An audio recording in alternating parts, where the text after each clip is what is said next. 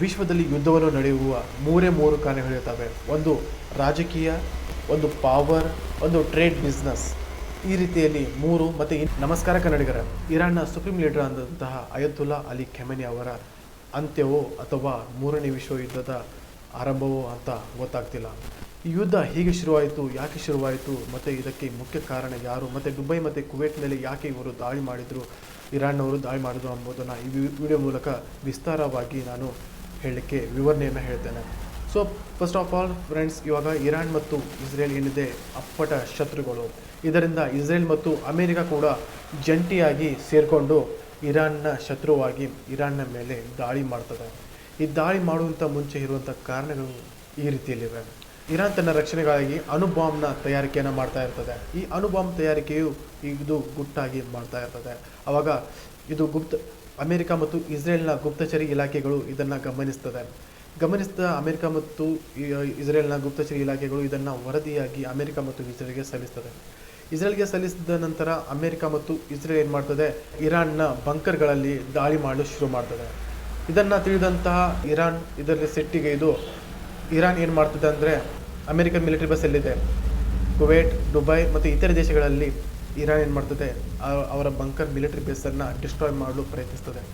ಈ ಡಿಸ್ಟ್ರಾಯ್ ಮಾಡಿದಂಥ ಮಿಲಿಟರಿ ಬೇಸ್ಗಳು ಯಾಕೆ ಡಿಸ್ಟ್ರಾಯ್ ಮಾಡ್ತಾರೆ, ಮಿಲಿಟರಿ ಬೇಸ್ ದುಬೈ ಮತ್ತು ಕುವೈಟಲ್ಲಿ ಇರುವಂಥ ಮಿಲಿಟರಿ ಬೇಸ್ಗಳನ್ನ ಇವರು ಯಾಕೆ ಡಿಸ್ಟ್ರಾಯ್ ಮಾಡ್ತಾರೆ ಅಂದರೆ, ಈ ಗುಪ್ತಚರಿ ಇಲಾಖೆ ಇದೆಯಲ್ಲ, ಗುಟ್ಟಾಗಿ ಏನು ಅಣುಬಾಂಬ್ ತಯಾರಿಸ್ತಾ ಇದೆ, ಗುಟ್ಟಾಗಿ ಏನೋ ಮುಂದ್ಗಡೆ ದಾಳಿ ಮಾಡಲು ಪ್ರಯತ್ನಿಸ್ತಾ ಇದೆ ಅಂತ ಗುಪ್ತಚರಿ ಇಲಾಖೆ ವರದಿಯಾಗಿ ಇಸ್ರೇಲ್ ಮತ್ತು ಅಮೆರಿಕಾಗೆ ಸಲ್ಲಿಸ್ತದೆ ಅಲ್ಲ. ಈ ಹೆಂಗೆ ಸಲ್ಲಿಸ್ಬೋದು, ದುಬೈನಲ್ಲಿ ಅಂತ military base, American military base ಇದೆ, ಅವರು ಈ ಥರ ಬಂದ್ಕೊಂಡು ಅಥವಾ ಟೂರಿಸ್ಟ್ ಮೇಲೆ ಬಂದ್ಕೊಂಡು ಇದರ ಮೇಲೆ ಮಾಹಿತಿಯನ್ನು ಪಡ್ಕೊಂಡು ಅವರಿಗೆ ಸಲ್ಲಿಸಿದ್ರು.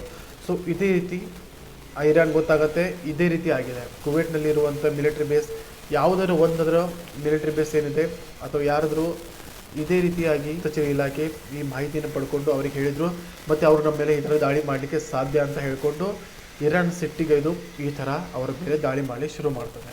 ಸೊ ಇದರ ನಂತರ ಏನಾಗುತ್ತೆ ಅಂದರೆ, ಅಮೆರಿಕ ಮತ್ತು ಇಸ್ರೇಲ್ ಏನು ಮಾಡ್ತದೆ ಸೇರಿ ಇವರ ಅಯತುಲ್ಲಾ ಅಲಿ ಖಮೆನಿ ಇದೆಲ್ಲ ಅವರ ಆಫೀಸ್ ಮೇಲೆ ಕೂಡ ದಾಳಿ ಮಾಡಿಬಿಡ್ತದೆ. ಇದರಿಂದ ಅವರ ಮಗಳು ಮತ್ತು ಅವರ ಮೊಮ್ಮಕ್ಕಳು ಮತ್ತು ಅವರ ಸೊಸೆ ಇವರೆಲ್ಲರೂ ಕೂಡ ಸಾಯ್ತಾರೆ, ಮತ್ತು ಇವರು ಕೂಡ ಸಾಯ್ತಾರೆ. ಇದೊಂದು ಸಾವಲ್ಲ, ಇದೊಂದು ದೊಡ್ಡ ಹತ್ಯೆ ಅಂತ ಹೇಳ್ಬೋದು.